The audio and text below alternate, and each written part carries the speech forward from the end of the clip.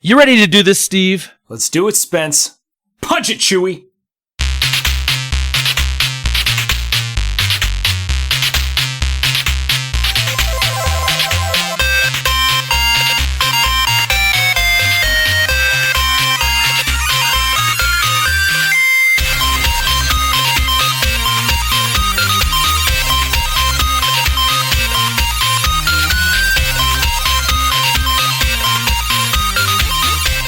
Welcome, super friends, to the Fortress of Nerditude podcast, a safe place to talk about all things in nerd and pop culture. I'm Spencer Stapleton, and my co-pilot, as always, is Steve Madura. Howdy do, folks. We're two best friends. Despite being fathers and husbands, we refuse to grow up. Thank you for joining us. This is episode number 29, or leap year, as we're going to call it. We release every Thursday morning on iTunes, Google, and now Stitcher. And we got a special one for you guys. In the house, joining us in the Fortress of Nerditude tonight, the one and only Bobby Pauls. Bobby, how are you? Very, very good. Thank you for having me. I've been waiting for you to have me. You know, I'm tired of playing second fiddle to Sean Capri. That's number one. Well, I don't understand why he gets first dibs, but that's fine. He paid I understand. He had me on his show, and it just happened to work out, the timing. And honestly, it's just paybacks. That's all. Yeah. For him, you, baby, though. You're special. We've been holding this slot for you, baby. Now I feel good. You know how to see, you brought it around. He knows how to sweet talk the ladies. That's right. So, for those of you that are listening that maybe don't know, which I would imagine is like 3 people, and it's probably my mom, Steve's mom, and maybe my wife. Bobby is a podcast extraordinaire. So you run If We Ran Nintendo with Sean Capri. Yes. You are now on the newly rebranded Nintendo PlayStation podcast. Yes. With Toby. Yes. And then you also have a new podcast called The Hosts that you are running. Yes. Now, that's a little different. It's you and a producer, and then you have 2 podcast hosts every week, correct? Yes. Yeah. So if you don't know Bobby, go out and find him. He is all over the podcast world, anywhere. Except for some reason, I can't find you on Google anymore. I don't know what's going on. I don't know what happened, man. I don't get it. Like, everybody else can find me. You're the only one they can't find me. I think you're doing it on purpose. You just don't want to listen to me no more. You're like, all right, you know what? I'm gonna drone him out, man. It is what it is. You gotta be a busy guy, Bobby. My gosh. Yeah, and I also do YouTube videos on top of that, so that's even crazier. Like, wow, my wife likes it because she gets a lot of freedom, a lot of me time. She's like, "You're going down to the basement again? Okay, that's perfect. Go ahead, get knock yourself out. I'm gonna go shopping." Yeah. Now you know what, man? I love doing it. It's just a lot of fun. I don't have kids, so that is a huge thing that I don't have to worry about. I basically record the podcast on the weekends. Right. So it's a lot of free time. Like the hosts we do in the middle of the week, but that one I don't do anything. I literally just show up. I don't create the topics. The 2 hosts that I bring in create the topics. I don't record. I don't edit. That's Antonio, my producer. So it's nice. I just show up, put on a smile, get involved, talk, and it's good to go, you know? So that must be nice. It is nice. I wonder what that's like. Listen, but the other 2 shows, like, I'm full bore. Like, it's all me. You know, I'm trying to come up with ideas, doing all the stuff, and like editing and posting, and you know. So I was like, if I'm going to do a 3rd show, I cannot take on the responsibilities of everything. So it kind of worked out good that way. I can only imagine what that must be like. Exactly. Yeah, Shut up, Steve. Well, we're glad that you're here with us. You know how we kick this off, Bobby. Every week we kind of start off, we talk a little bit about ourselves, which I feel we're already kind of into. So tell us, man, what have you been doing this last week? What's been new with you? What are you up to? Just E3, man. E3's been consuming my life the past few days. Right. We've been watching all the shows, all the press conferences live, been recording and streaming them live on YouTube. And that's pretty much it. That and podcasting and shooting some videos, but that's pretty much it. Work is kind of getting in the way of that, but other than that, that's you know, unfortunately, I'm not a millionaire, so you gotta. You ever sleep at all? Rarely. Last night I went to bed at like 1:00, and then tonight's going to be another late night, and it's like, but whatever, you know. And Bobby, what do you do from 9 to 5, or maybe 10 to 3? I help out Martha Stewart here, and I am the shipping manager of a large floral company. And we basically ship flowers into supermarkets, basically the warehouses, and then they ship them to the supermarkets. Okay. So we take care of like Kroger, Walmart, Sam's Club. Like there's some big clients. Safeway. There's a lot of big clients. Yeah, we're pretty big. Do you know how badly I wanted to have another Martha Stewart moment with you on this? But I'm sure. I just didn't have anything quite ready, and I was like, well, we'll let it go. But. Floral and baked goods. You guys can have your own thing, man. Do your own thing. It's a thing, man. So, Steve, what is going on with you, my man? Not much, man. My brother-in-law and sister-in-law were in town from Colorado, and love them to death. Great. They've got 3 great kids. We hung out with them for the weekend. And but what's interesting about this is, you know how you always say, well, at least he's not a rocket scientist or whatnot. Well, my brother-in-law actually is. He actually worked for NASA for about a decade, and he worked on the Mars rover.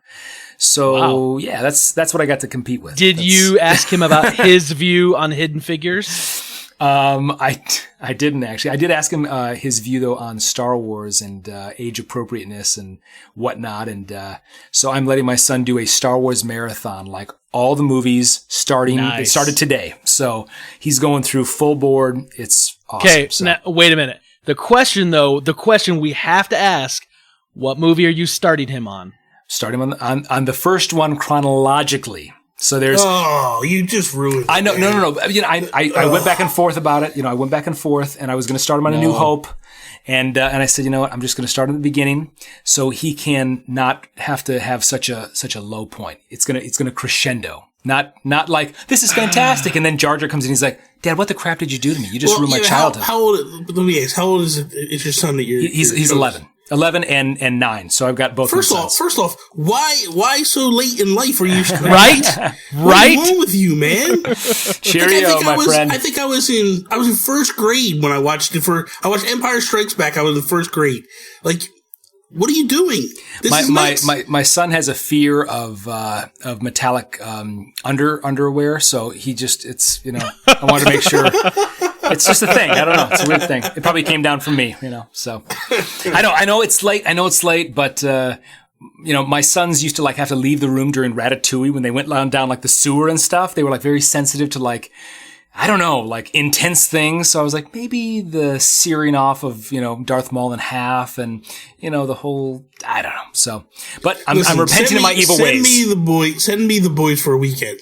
I will break them in. They won't want to come home, Bobby. It'll be all good, man. Bobby, let me play 24/7, any game. I'll have them watching Rambo and right. Rocky movies, and they'll be good to go, man. When they come back, they'll be connoisseurs. They'll have tattoos, shaved head. Yeah, exactly. Awesome. No. So anyway, so they're doing that. But like I said, my family was in town. We went to the beach. So we live right on Lake Michigan, and it was like a 92-degree day, and the water, no joke, was like 47 degrees. I mean, my below the knees became like purple and cramping, and the kids are out there swimming around and having a great time. And I'm like, you guys are crazy. I'm going to be on the beach making sandcastles with the baby. So anyway. Wow. But it's fun. Weather's turned here, so it's like everybody's out. I was swimming tonight for like 3 hours. So I mentioned earlier before we got started, I am full of water. These ears are like totally full of water. So if I'm really loud or if I'm whatever, that's why. I'm in like a bubble right now.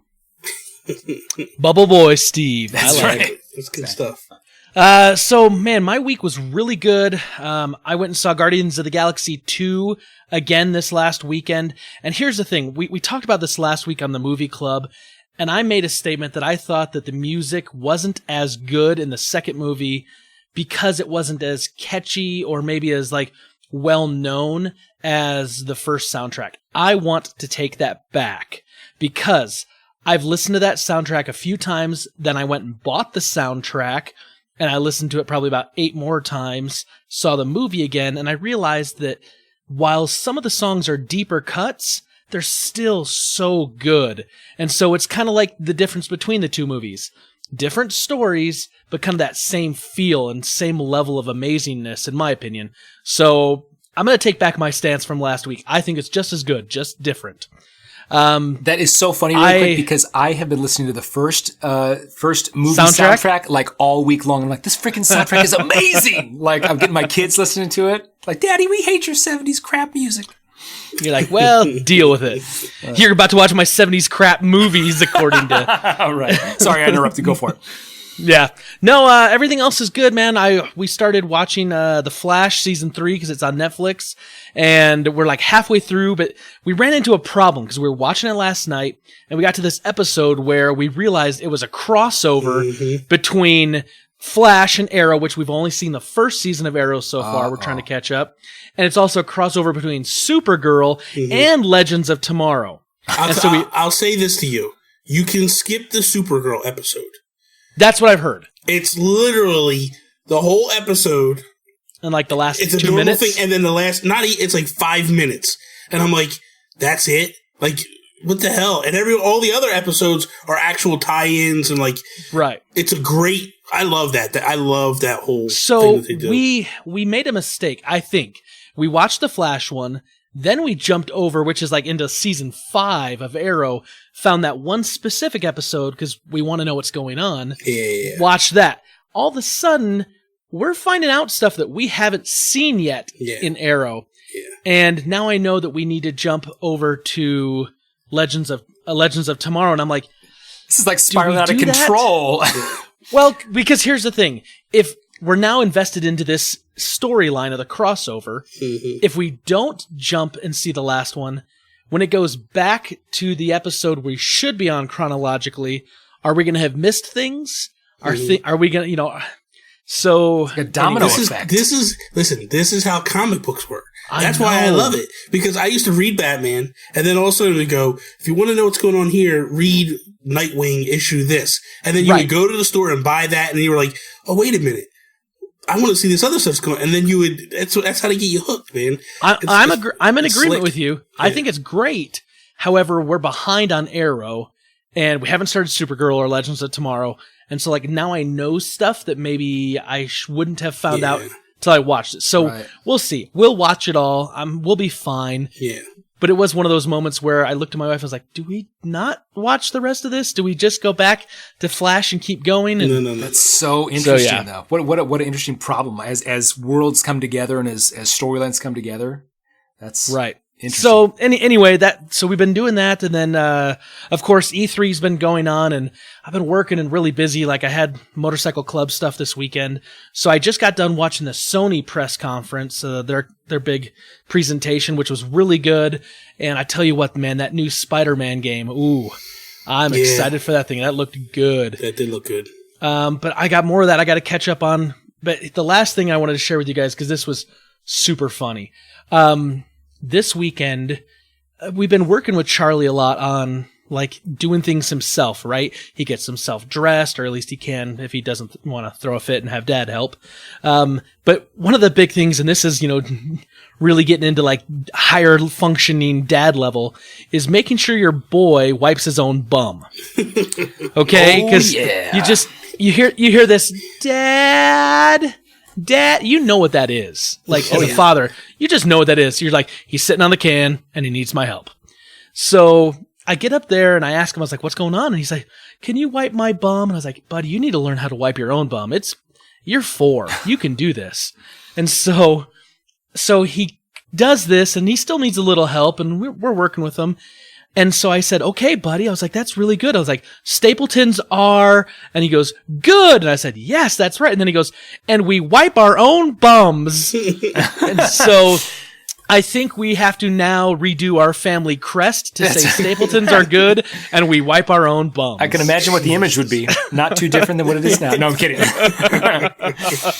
That's awesome. Well, and it's something like you want to help them just for the mere fact that if you don't, you know what the consequences could be. Like it could get messy in the bathroom. You might have a bigger mess on your hands than otherwise. Yep. He could go touching things with who knows what. Yeah. I rummaged through the silverware drawer. You're like, why? Why did you do My boss is coming over for dinner. Yeah. Anyway, it was just one of those moments where, as a father, like, you try not to like laugh out loud because you don't want to enforce like him repeating that over and over and over again in front of friends and family and, the church elders and whatnot. But, you can't, I can't stop myself. I'm a kid at heart. And so I started laughing so hard, but, and then of course I took to Facebook. I was like, you guys got to hear what he said. Exactly. Like, all good fathers do. Yeah, but anyway, week's good. I'm happy to be back in the Fortress of Nerditude. And this one's going to be a good one, guys. I'm stoked about this. I've wanted to kind of have some of these conversations for a while, and I knew we needed someone who was going to be able to help carry some weight, and we got the right guy here with us tonight with Bobby. So really excited. Well, in such a busy time, man. Thank you for making time to come visit the Fortress. Absolutely. No, seriously. No. It's an honor, man. Trust me. I love to get asked to do this stuff. My wife calls me a podcast whore, so it's seriously. I'm all about it, man. It's I'm not paying Spencer you because that's the problem. That's why she gets mad because I'm not getting paid to do it. So nice. Well, Steve, Bobby, should we get into some Rebel Intelligence? Yes, we should. Let's do it, man. I always have to let you know, many Bothans died to bring us this information. Rest in peace, you Bothans.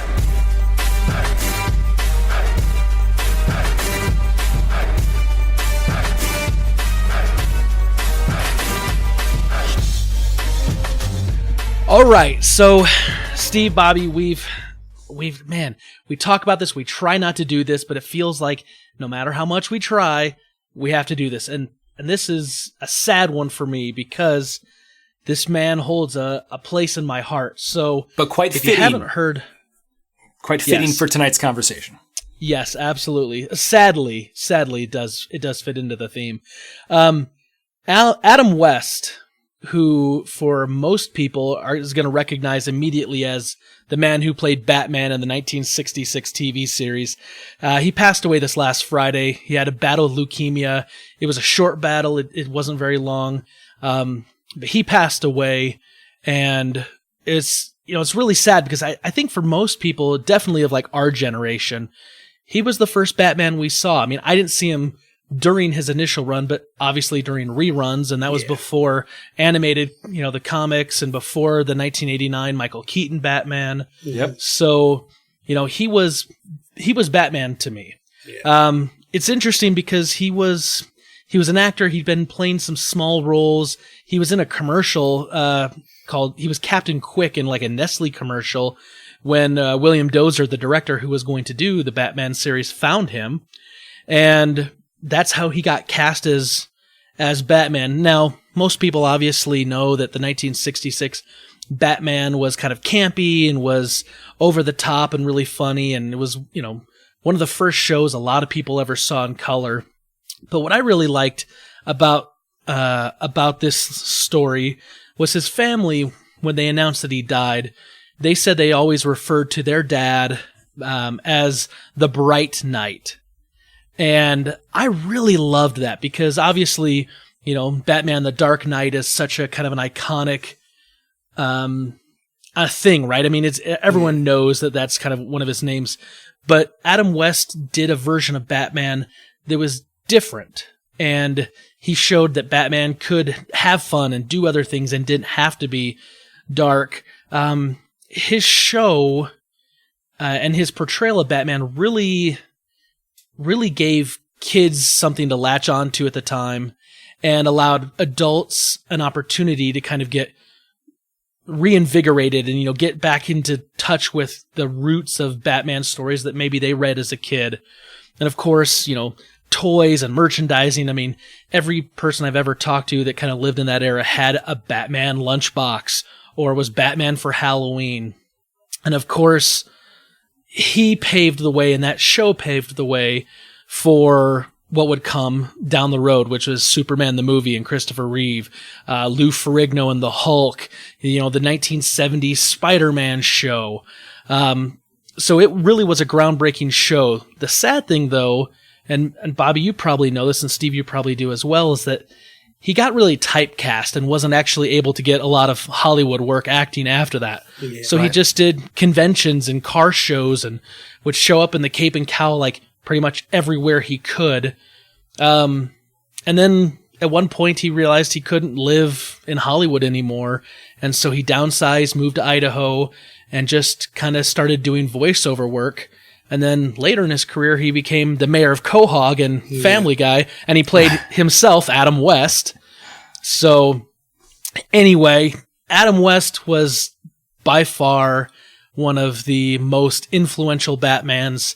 I mean, no matter who you are, you've heard of things like the Batusi and the Bat Shark spray, right. Just all these like little campy things, but he holds a special place in my heart. And so, I think we can all say we're sad that he's gone. Our thoughts and prayers obviously go out to his family, and, may he find peace, and may that bat signal forever shine for him in the sky. Well said, man. Well said. I actually saw something on CNN as I was just flipping through some of the day's headlines that Julie Neymar, who played the original Catwoman, was quoted as saying he was the finest Batman ever, and whether you agree with that or not, obviously, but that he was just a good person, just a gentleman and a professional. So, and I remember vividly when I was a kid going to my daycare. I had a horrible daycare person who literally just pops in front of the TV and just Price is Right and Batman, which actually was pretty good, actually. But I totally remember like, and Burgess Meredith as Penguin, and those were classic, right? Those were Cesar Romero as Joker, Frank Gorshin as the Riddler, and the campiness was so great. Julie Newmar, so great. Yeah. So very cool, very cool. I don't have these fond memories for that Batman. It's not one of my favorite don't get me wrong. I love Adam West. I love what he did, all that stuff. Like we were Facebook friends, and he actually liked one of my posts one time, and I freaked out. And I was like, "Are you serious?" Yeah, man. I was like, Batman liked your post? Yeah, I was like, oh my God, Batman liked your post. My mom's like, what is wrong with you? And I'm like, hey, man. But for me, every kid liked that show because it was geared towards little kids, and that was more or less what it was. But as I grew up and I started to hear the stories about how that show almost killed comic books, let alone the Batman comic books, because they went so campy and they went so far with it, like with the celebrity guest spots and the climbing up the building and Muhammad Ali pops his head out the window, all that stuff, and that almost literally, because they started to emulate that stuff in the comics, because the show had started out to be such a hit that it almost crushed Batman and DC. And there's actual stories of them, like Neil Adams and Denny O'Neil went in to go get jobs, and they were like, sure, we ain't going to be around in a year anyway, so go ahead and do what you want to do. And their writing is what turned it all around, because they were doing stuff, they were letting them do anything. Didn't matter what they were doing, and they were just doing anything and getting away with it. But a quick story, I used to, where I'm at now is all Nintendo stuff now. But there was a time when I used to call this the Batcave down here, and I had all these, I'll give you guys a little glimpse real quick. I had all these statues like this, like these sideshow pieces, these gigantic pieces all over the place. So my dad used to love it. Every time my dad used to come over, he's like, can we go downstairs? And I'm like, yeah, sure. And he'd walk around and stare at all the statues. And he had a friend one time that wanted, big Batman fan. My dad didn't like the 66 Batman show either. And I think that's why I didn't like it that much, because my dad didn't like it. And, and he's a big Batman fan. So one day he calls me up, he goes, hey, Bill wants to come over and wants to see your Batcave. Do you mind if I bring him down? I'm like, yeah, that's fine. No big deal. This one Saturday morning, he comes down. We're going through, we're showing all stuff. And all of a sudden he goes, do you have any like 1966 Batman stuff? And me and my dad look at each other, and my dad turns to me and goes, get out of my son's basement now. He's like, get out. He's like, you're a disgrace. Like it was, we laugh about it now, but it's like, but at the end of the day, like what Adam West did for the character of Batman. Like, he made it okay to make fun. You know what I mean? Like, not make fun, but to laugh about it all and not take it too serious. Right. And years later, I was happy to see him turn it around the way he did. Like, it started with the Family Guy, that whole thing, but then he basically, like, they did the 1966 animated movie again, where they voiced it and stuff, and then Kevin Smith and Ralph Garman were big on pushing to kind of get them to start doing. DC started a new series, 66 Batman, and they were writing and stuff for all that. So that's really, really cool to see that it all kind of came back around, and it's as big as it is now. Like, it's good to see he got his due. You know what I mean? Because that's the thing. Like, it may not be my favorite of everything, but at the end of the day, like, it still holds a piece of history and it holds a time, and somebody that does put their heart into something shouldn't be, should get their due at some point. Absolutely. And I'm glad he did. Yeah. Yeah, so. Absolutely. And just to kind of to put a cap on that, I mean, everyone identifies with a different Batman, just like everyone identifies with a different Superman or Wonder Woman or whatever. And you're right. I mean, for what he did and for the success the show was and for what it ended up becoming later on, our hats obviously are off to him. I mean, it's sad we don't have him anymore because everything I heard about him personally, just a fantastic person. Yes. Just absolutely fantastic. Yep. And I love hearing stories like that. Yeah. Anyway, so let's move on because we'll start crying here pretty soon. And Steve, what do you got for us? Yeah. So we talked last week about obviously about Guardians of the Galaxy 2, about the cassette. The soundtrack came out in cassette, and it's been wildly successful. I think single-handedly, Spencer, maybe you put him over the top in the way of, that album count. Sales. Exactly. But they've sold actually a lot of cassette tapes, which has been kind of interesting. We talked about that last week. So Stranger Things, their soundtrack is also getting a sweet cassette version. And, what's cool about this, I read an article about it that talked about how it's the slip case that's just totally from the 80s. It's, the cardboard slip case. It's going to be like the danger red color. The actual cassette is going to be kind of a shade of danger red, which is kind of now iconic with the Stranger Things opening. Right. And just kind of kind of a sweet, like nostalgic type of, feel, obviously going right along with the show and its feel, kind of the Carpenter-esque feel. So anyway, kind of a cool thing. And then kind of dovetailing that into, in the early episodes of Stranger Things season 1, we didn't see a lot of the monster.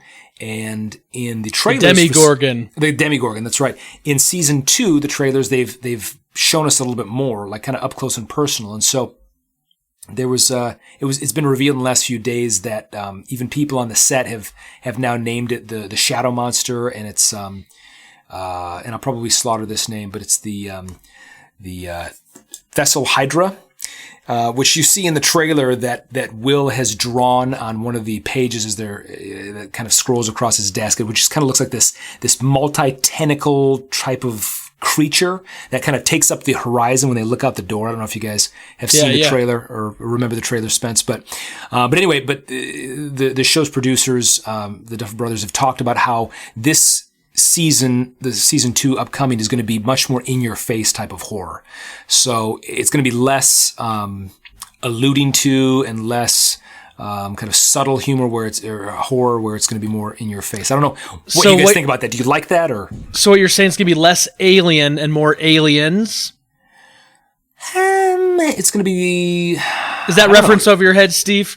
I can throw it to Bobby. I'm sure he checked that out. I totally got that. You know what I mean? Like, you didn't really see the alien in the first one, and then in the second one, they're running all over the place, right? Just tearing stuff apart. And man, I liked what they did with the first one because it felt kind of Goonies-esque. Yeah, that throwback to the 80s type stuff. Like, it wasn't too horror.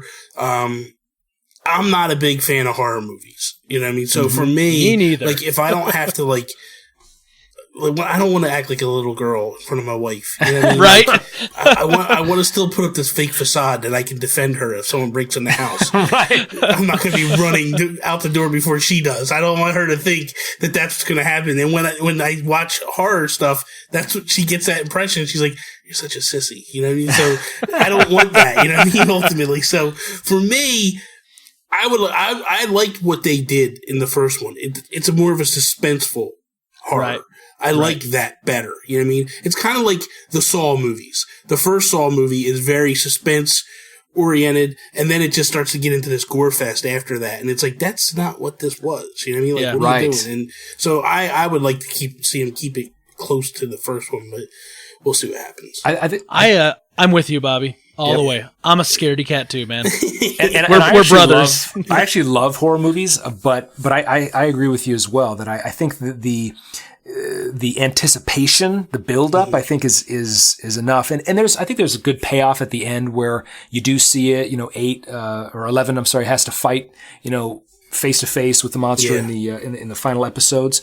But it reminds me of, and I'm gonna forget the name, but it's almost kind of Blair Witch-esque. The movie came out about 10 years ago, and it was kind of an apocalyptic where the monster takes over like New York. You're thinking like Cloverfield? Cloverfield, that's exactly. Yeah. And where you don't see the monster except, a few passing moments, and then right at the end, which was awesome. I love the way they did that. So we'll see. Yeah, we'll see what season 2 brings. Either way, I'm sure it's going to be phenomenal. I love the first season. I'm so stoked for the second season. So. Either way, I think we're going to see some more Dungeons and Dragons action. Yeah. Oh, yeah. So I'm okay with that. Yep. So, Bobby, what do you have for us? Bobby, you got something for us this week? Let me go through the list. The Black Panther teaser trailer. Okay. Dude, it looks really good. It looks really well done. I'm not a huge Black Panther fan. But he kind of won me over a little in Civil War. Yep. But the trailer, the teaser trailer, it looks really cool. It looks like it's going to be a lot of fun. It looks like it's kind of back to the old Marvel, standby of what they do. Kind of cookie cutter-ish. I'll leave it at that. But I think it's formulaic. Yeah. It's very formulaic. It works for them. And that's ultimately where they're at. So, I think that's going to be a good thing for a lot of people. I think they're going to get excited. I saw the trailer too, Bobby, and I think I'm like you. I didn't really read Black Panther. It wasn't something that's like at the top of my list when I was a kid. However, that being said, Iron Man I didn't read as a kid either. Right. I would see him in like crossover stuff or Avengers stuff, but like I just didn't read like Iron Man straight out. Yeah. And I went in and saw that movie and loved it. And of course that like set off everything in the Marvel cinematic universe. I think this is going to be a good movie. Yeah. At least the teaser trailer looks good. And I'm going to be honest, Marvel has yet to put out a bad trailer for a movie. And everything they put out looks good, looks exciting, gets me hyped, and I go see it. And even on some of the ones that were, let's say, less than great, like I'm looking at Iron Man 2. Yeah.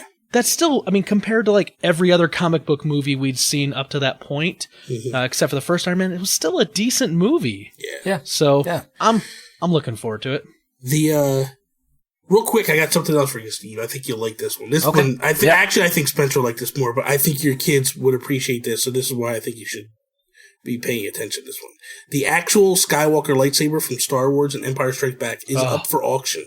I heard about that. Yeah. Go. So they're saying, according to the press release company, this thing's going to get anywhere between $150,000 to $250,000.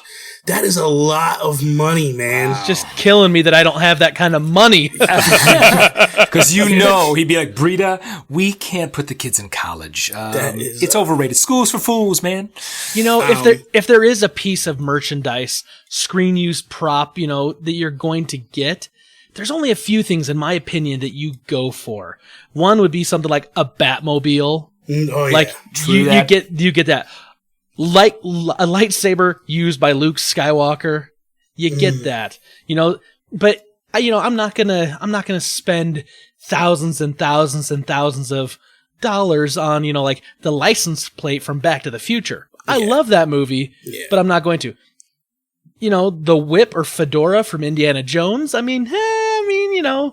but a Batmobile, a lightsaber, the bridge of the Star Trek Enterprise, A Millennium Falcon. Yeah. right? Yeah. Just park it out back. A working X-wing. I mean, whatever. Yeah. But yeah, that's cool. you know what the thing is? I bet you it's going to fetch more money than they're anticipating. Oh yeah. That's of all the things, because there is a bunch of other things that are up for sale. You know what I mean? Like they have Bill Paxton's armor from Aliens that they're talking $10,000 to $15,000. Charlie's bucket that was used in the for the golden ticket for Willy Wonka and the Chocolate Factory. Yep, that's kind of cool. They're talking $40,000 to $60,000 for that. Like there's some Conan the Barbarian stuff. The shirt that Leonardo DiCaprio wore from Titanic and stuff. But like of all that stuff that's selling, burn that crap. Here's the thing, man. They're saying that outfit. It's going to get $100,000 to $150,000 for Leo. You know why, right? Leo wore it. Some girl's gonna be like, "I got my old man's money. I'm a gold digger, and I'm gonna get Leo DiCaprio's shirt." It's true. It's true. So I mean, that's to me, like you said, that's an iconic piece. That's something that, like, that lightsaber was huge. That set and off it's going to everything. go up in value. The value is going to increase on that over the years. The value on that will never go down. Yeah. And now that we've got new movies that are coming out and have new generations of nerds that are going to grow up with money, that's going to be able to sell again when whoever buys it dies, or when they need to purchase a new mansion, whatever. Yeah, absolutely. So, cool. I have one more thing, and this is where like worlds collide for me. So there's a game coming out called Shadow of War. It's a follow-up to the Shadow of Mordor game that came out a few years back. Shadow of Mordor took place between the events of The Hobbit and Lord of the Rings. And I'm okay with that because I want stories and video games set in that world. However, the new trailer for Shadow of War, I mean, this thing, I don't know when it's set. And they're forging a new ring of power, and you're seeing Sauron, and you're seeing ring wraiths, and you're seeing, orcs fighting men. And I look at this and I go, I mean, it looks like a good game, but the Tolkien lover inside of me is just like, what are you doing? You are totally screwing with continuity. Yeah. You're messing up everything that I love and hold dear in this series. Why, oh, why? Now, money. That being said, I'll probably plunk down $60 and play the game. But you've answered your own question, Spence. Yeah, I know. You're the problem. I am my own worst enemy. Yeah. Oh, and don't I know it? For me, like this is one of those things where I think there's certain things I don't want touched and I don't want messed up. But that game looked so good, and the first game was so much fun that. I think we know what'll happen. But still, I can understand how some people like me are going to have a hard time reconciling that because it's going to mess with things. Yeah. So, anyway, that's all I got for Rebel Intelligence. You guys have anything else? I'm good. I'm good. Awesome. So last week we had a wonderful discussion, and we're talking about Guardians of the Galaxy 2 as our movie club. And we asked the question for our question of the week, which Guardian of the Galaxy are you most like in personality? And Steve said Star-Lord, and I'm a combination of Star-Lord and Rocket Raccoon. Bobby, who would you be most like? I would say Rocket Raccoon. Of all. Yeah, definitely. Why? Just because I would like to run my mouth in real life. I'm always talking trash, man. I'm always talking trash.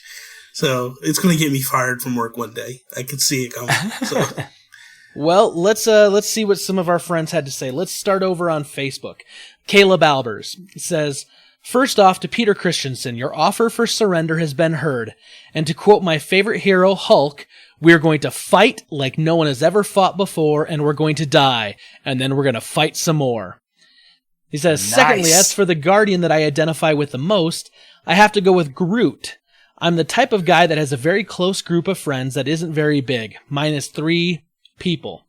If I take my wife out, since she has to hang out with me. But there are only But there are only people in my life that actually get what I'm saying and get me as a person. I'm also slightly clueless when it comes to pretty much everything, but I'm not nearly as cool as Groot. So awesome. I really enjoyed that. Over on the emails, Peter Christensen, of course. Hang with me, guys. Dear Nerds, says Spencer, regarding Avatar, you complained that the movie looked great but lacked a plot. So isn't a plotless theme park attraction exactly what you want? Remember, marketing flows in both directions. Nobody understands this better than Disney. An amazing park experience will drive interest in the original and the upcoming sequels, and soon your kids will be dressed up as blue cats with sexy rat tails. Never, Peter. Never. Daddy, Steve, can I wear a sexy rat tail? I get to the back of the bus, you. Go to Uncle Bobby's house for a week. Right. He'll straighten you out, get you on some Rambo. That's right. Says, Steve, my heart goes out to you for referencing two movies that I love and feel like no one else cares about. The Saint and Dodgeball. There He also says, Bread Fan is the name of a Metallica song, not Bread, which I did know. We were recording late and I made a mistake. He says, the Apple HomePod is positioned as a smarter Sonos speaker, not a better sounding Echo. It makes more sense that way. I don't really care. I'm not going to get it. I got a Google Home. But I understand where they're coming from. Now, for the question of the week, he says, I feel most like Groot. I'm way taller than everyone in my family. I don't talk a lot, and I come in handy in a variety of situations. My wife Celeste is, of course, Rocket. Thanks for another great show, Peter. He says, P.S. to Caleb Albers, you can be my wingman anytime. Ooh. White. You know, that kind of goes along with a little bit of the Top Gun. The honest trailer. Did you watch the honest trailer? I freaking totally. I was it was like 1 a.m. We finished recording. I'm like, I'm going to watch this. This will be funny. Oh my gosh. Yes. You can be my wingman anytime. Like all the references. All right, and then over on Twitter for the last one, Josh Stapleton at CRed_81, the bum. He says, I'm going with Rocket. Sometimes you just have the urge to blow things up. And that makes sense for my brother. Once again, guys, we appreciate the interaction every week to our question of the week. We enjoy talking with you and interacting. You can always reach us on Twitter at FordofNerd or by email fordofnerd@gmail.com or facebook.com/FordofNerd. Steve, we always want more super friends. We want people to join us in the Fortress of Solitude so we can throw a big freaking party up here. What can our super friends do to help us out? Friends, you can rate us on iTunes so the Fortress of Nerditude can try to keep up with Bobby's 17 other podcasts that he's running. We're just hanging on by a thread, people. Shut this mother down. Very well done. Very well done. So, Bobby, this is the part of the show that I've been looking forward to having you on for a long time. Mm-hmm. So, we talk a lot about everything, right? I mean, we get into nerd pop culture. And I've been wanting to talk about the DC stuff for a while. And I needed to bring on someone who I knew is a super fan of DC stuff, a big Batman guy. Yeah. Because my problem is right now, and this is my experience and my feeling is that... And, you know, I got some numbers probably to back me up a little, but the DC EU has been struggling. Yeah. I mean, they're just not, they're not finding the success that Marvel has. Yeah. And I feel like they've got a little bit of like Marvel envy. Yeah. Am I wrong, or is this a fair assumption? No, I think it's a fair assumption. I also feel like DC's biggest enemy for the movies was Warner Brothers, where if you look at Disney Studios does not get involved with what Marvel Films does. Marvel Films does their thing, and who's running it? Joe Quesada, Kevin Feige, like all these guys that were like comic book guys were running it. Now that we have DC Films, I think it's a different ballgame. Jeff Johns being involved is a huge thing. Right. You know, you see what he's doing for the television. The television is top notch in my eyes.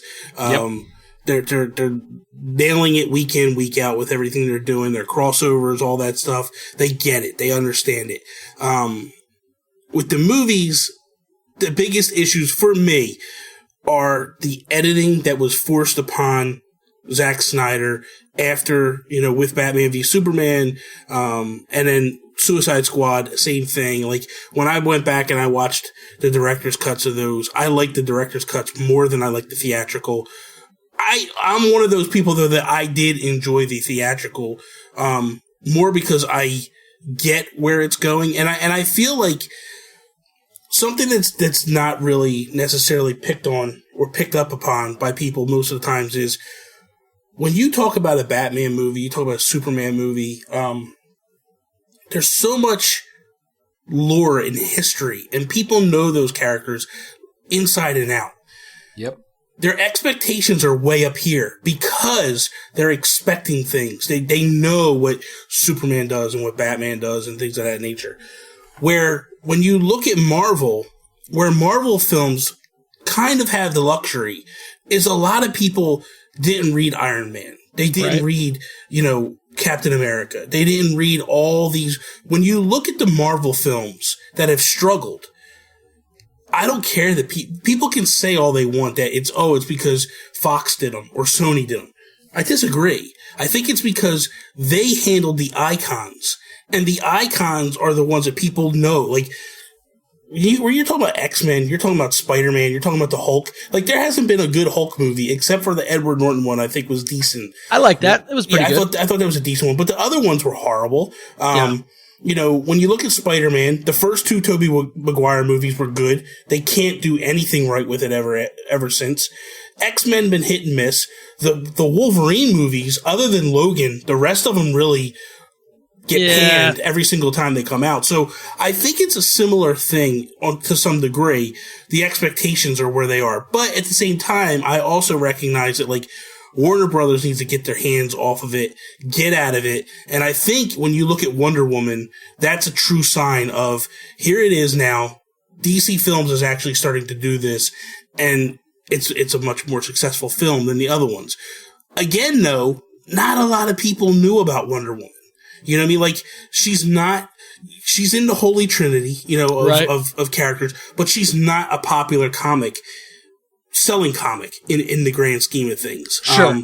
So again, the expectations are a little bit like you walk in the theater and you don't know what to truly expect. So you can't sit there and go like when you look at Batman v Superman, a lot of the gripes, and even Man of Steel, a lot of the gripes. One of the biggest gripes for Man of Steel was like, oh, well, Superman don't kill. You're wrong. He does. Right. He has, but that's irrelevant. You know what I mean? Like, but that's the expectation because you're looking at Christopher Reeve and you're going like, well, Christopher Reeve, this is Superman. Right. He don't do anything. It's like when people say Batman never uses a gun. No, he does. He does. Yes. We're not used to seeing that because recently we don't see a lot of that. And that's what I felt like DC was doing. The other thing too, a huge thing was, and I think what hurt DC a little bit was, they took the success of the Nolan trilogies and they took the one thing that they felt was the success, David Goyer, and pushed him into the next realm. Yeah, put him into Man of Steel really heavily. Which people don't really necessarily like Man of Steel. I enjoyed Man of Steel. I thought it was very well done. I liked it a lot. It got the fighting at the end got a little. I could see where people were just like, all right, enough. It went on a little too long. A little too long. Yeah. But at the end of the day, like that film, because it did so well, it catapulted all of what we're getting now from DC. If that movie doesn't work... You're saying the Christopher Nolan Batman? Is that what you're saying? No. I'm talking about the Man of Steel. The Man of Steel. What I'm saying is the success of the Nolan Batmans, they pulled David Goyer out of those movies to write Man of Steel and then Batman v Superman, and I don't feel like he's that strong of a writer. I think he got a lot of credit for those movies, but you got to also remember Jonathan Nolan was there with him, and Jonathan Nolan is a phenomenal writer. So I think that was the problem. And you got to also remember, too, you had Christopher Nolan there, who's not a slouch, amazing director. Right. So I think when you look at all those things and you put them together, I think Goyer was a problem, the studio was a problem, and I think now they kind of got the wheels back on the track, and I think we're going to start to see some better stuff moving forward. So I'm not going to disagree with anything you've said, because I think you're right on. I definitely felt that the Nolan trilogy in Batman, even though I know technically that's not considered in the DCEU, because they're kind of starting that right with Man of Steel, because obviously it's a different a different continuity. They've got a different Batman and whatnot. Right. But I those movies were really good, except for Dark Knight Rises, which had some issues, but that's okay. Cause I, like I said, I've said this before. I give it a pass. I understand we lost Heath Ledger. He was going to be a big part of that. They had to try to figure out how to write around that and make a movie. And Nolan didn't want to come back for the third. After Ledger died, he didn't want to come back for the third. Right. And they kind of like put a lot of his future based upon this. Like, if you want other movies, you need to do this. So yeah. And on top of that, they just edited the voice of Bane to a place that just made me want to tear my eyes out. Really? You know what, man? I got to tell you, I loved Bane. I loved the voice, because here's the thing. What got me with Bane's voice, what I loved about it was, here's this posh British voice, right? And he's creating all this destruction. And it's like, it's not the voice it made it creepy for me. Like, okay, that's not the problem, though. That's not my problem, though. What's your problem? My problem was this, and I know that they cleaned it up when they put it onto DVD and when they released it. In the theater itself, the effect that they put on his voice, on Tom Hardy's voice, made it so unintelligible at times. Sometimes, that I heard just he sounded like Scooby freaking Doo. And I was like, what is he saying? I'm like, okay, he's pointing and he looks angry, and now guys are running over that direction with guns. Okay, so he's saying go kill those guys. But I couldn't understand it. That was in theater. I know they did clean it up. I haven't watched that movie since the theater because that voice just out of my in my skull, it just hurt.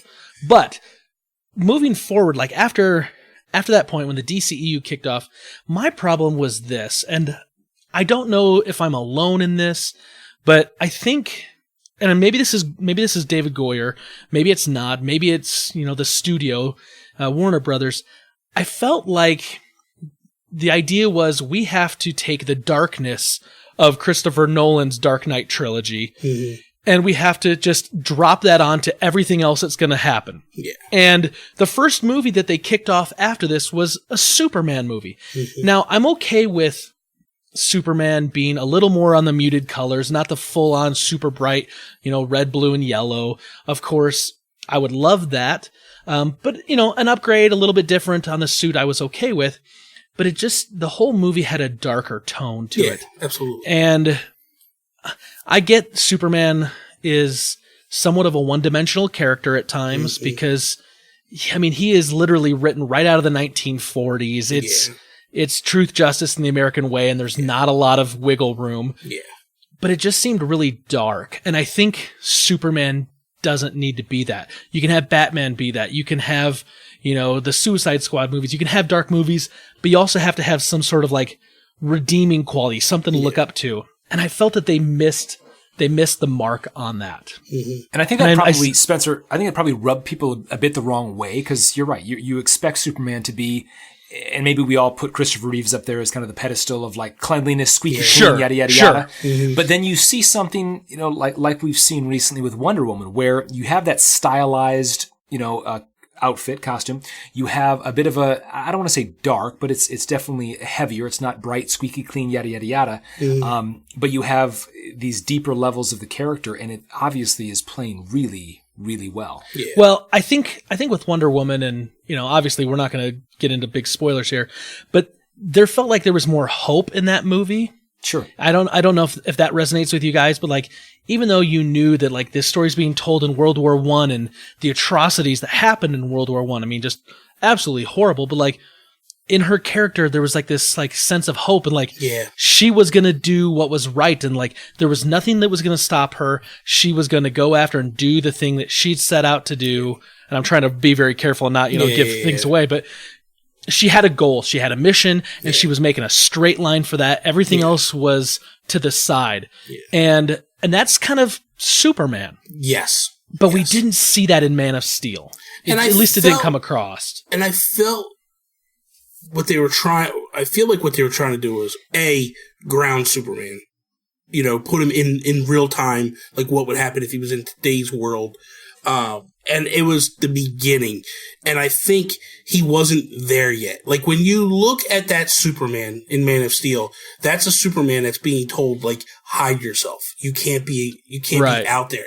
The Superman that we see, that's the Christopher Reeve, that's a Superman that's been a Superman for years. This is a new Superman. He's still learning his powers. He's still getting everything under. I always have, in my mind, I always felt like by the time we hit the second or third film, he should more or less be of that. Now, because of the events of Batman v Superman, I feel like whenever he returns, right, you'll get that Superman. You'll get that, this is a different world. This the truth, justice, and the American way. Yeah, you'll Superman. get that different. You'll get that more. At the same time, like, I hate that Superman. Because it's not realistic. You know what I mean? It's like, you are a communist. No kidding. Back in the 60s and 40s and 50s and 60s, like, that was the Superman. But today, it's not the world we live in. You know what I mean? And I think that's part of why I liked this Superman so much, because it was like, there's an age-old tale, like, with Batman and Superman, where Batman always says, like, you're an idiot. Like, you storm into a building because you have these, you're involved. Godlike powers. Yeah, you can just do whatever. You storm into a building. You don't have any clue what's in that building. That building could be kryptonite and you're dead the minute you roll in, because you don't have an idea of what you're getting into, because it could be lead throwing. And so you just brand. It was me. I have to think 10, 15 steps ahead before I get in there. And I'm plotting everything out. Like, just because you're strong, you're stupid. Like, you're not, and that was the old, Superman. Like, but the newer Superman kind of thinks a little bit. Like, they tried to make him a little bit smarter and stuff. So I always liked that aspect with the Snyder stuff. But except for the bomb in the Capitol building that was in the lead-lined case thing that blew up everyone. Except for that part. I didn't have a problem with that, because at the end of the day, like, the problem with that was, again, that's cutting of the film. Sure, yep. The editing, because if you watch the director's cut, they talk about that. But prior, like, that was the biggest gripe, was like, well, how did Superman not see the bomb? And at the time, I was like, it had to be a lead thing. Well, they didn't say that. But when you watch the cut version or the uncut version, they reference that. So, do they have them painting it in lead-based paint? No. But they basically tell you, like, this it's from lead. 77. They make. I think someone says. I think he's beating himself up, and I think Lois says, "Well, how would you know it was a lead? You can't see through lead," and something like that. That's referenced. And then the other big thing that they cut that made no sense to me was, because another gripe that people always say was, like, at the very beginning when he goes into the Middle East to save Lois and all that stuff. Yes. And people that dream like, sequence, right? No, not the dream sequence. When he goes in, when they're in the terrorist situation. So the terrorists shoot everybody, right? Yeah. And they go, oh, well, Superman don't use bullets. So why would they think Superman killed all those people? What they don't show you is the terrorists then piling the bodies and burning them to make it look like Superman went in with heat vision and killed everybody. So it's like these little things that DC went in, or Warner Brothers went in and made Zack Snyder cut, makes the film less incomplete. For someone that doesn't, it paints Superman in a different light. Yes, it paints all that stuff in a different light. So I don't know. The whole Martha thing, though, that is, I will admit, that is a stupid part of the movie. Yeah, that was Martha. A bad part. I will say, though, going back to Bobby's earlier point, which I think is a really good point that we don't talk a lot about, and I think maybe we don't give DC a fair enough shake, is that he's right. I mean, you've got kind of the holy trinity of Superman, Batman, and Wonder Woman. You've got these iconic characters that I think you're right. With Marvel, you have less well-known characters, and they probably take a little bit more liberties with. You have absolutely. I'm going to put a timeout right there on that. Now, I'm going to agree. The Holy Trinity, Batman, Superman, and Wonder Woman, by far in the DC universe, are the most recognizable. However, on the Marvel side, Spider-Man, the Incredible Hulk, X-Men, Fantastic Four. Now, I know Fantastic Four has really fallen off lately. Not even X-Men, but now. like. No, I mean, not in the comics. Like the comics, X-Men are like huge. Yeah. But I mean, everyone knows Spider-Man's backstory. my mom, my grandmother who's never seen a Spider-Man movie. Like, there's a few characters on the Marvel side similar to the Superman and the Batman, the Wonder Woman that like they've just been in the zeitgeist of pop culture for so long that everyone knows them. Yeah. But I mean, I must say though, DC does have the Holy Trinity. I mean, those three are huge. I mean, well, I think what he's getting at though is when you look at the movies that Marvel is running, those movies, nobody knew who Iron Man was, nobody knew who Captain America was, any of those characters. So they let's be honest, who even knew who the Guardians of the Galaxy was prior to that movie? Yep. So or Ant-Man. Do what they wanted to do. Ant-Man, nobody knew who Ant-Man was. Nobody knew who Black Panther was. So the thing is they have these liberties that they can kind of mold and shape what they want to do because Stan Lee basically sold off the rights to everybody back in the day. Sure. You know, and at the time when you looked at when all the movies were coming out, the Tobey Maguire Spider-Man, the X-Men, the Fantastic Four. Fantastic Four was a popular franchise before Fox destroyed them and train wrecked them. Horribly destroyed them. Again, when you're going into the theater and you have predetermined notions of who these characters are and what they should do, it's a little harder to take liberties with the characters. It's true. And I think that's what hurts to some degree DC. But again, now that you have actual comic book writers involved, I think you're going to start the content's going to come up. Plus, we also don't talk about Elektra and Daredevil. Just saying. Yeah. I mean, they've kind of fallen off the map. I would say though, you know, but again, on the other side of that argument as well, I mean, you think about something like Suicide Squad, where I've never heard a jot nor tittle of Suicide Squad, don't know the characters at all. Yeah. And yet, you know, so DC had all the liberties in this argument in the world to take, and that still did not do so. Gosh, that trailer. Trailer's so good. The problem with Suicide Squad is in the New 52, like in our generation, no. Suicide Squad was a real low-key comic book. Wasn't that big. Only reason I knew about it was because Batman was a lot of times involved in those comics. Right. So I read Batman, and whenever he showed up on a cover or something, I would always buy those books. So I kind of knew a little bit about who the Suicide Squad was. The Suicide Squad, the reason why they got that film was because in the comic books, they put Harley Quinn in the Suicide Squad, and it blew up the comics. And that's where they pushed. So the younger generation are the ones that kind of had these predetermined things, and it kind of went the wrong way. The problem with that is I feel like a lot of editing. I don't care what anybody says, man. Jared Leto killed it as the Joker. When you look at the full body of work, they cut so many of his scenes. It's not even funny. And I just sat there with my wife after we watched the director's cut. I'm like, why did they cut these scenes? Like, there's so much story. That movie, essentially, to me, when I watched the director's cut, it's a love story. It's a love story between the Joker and Harley Quinn, and you're seeing him doing everything he could do to save her. And when in the beginning of the movie, he's telling her, like, I'm never going to, like, I don't love you. But it shows all the stuff he's going through, and they totally cut all that stuff out. So it just blows my mind, again, why the other problem too is, again, they went in, the studios got their hands in, you can't have this, you gotta be lighter, it's gotta be funnier. They went off of, a lot of the issues is, DC tries to answer the questions of the media, and they shouldn't do that. Right. Batman v Superman tried to answer a lot of the questions and critiques of Man of Steel. Why did they destroy the city?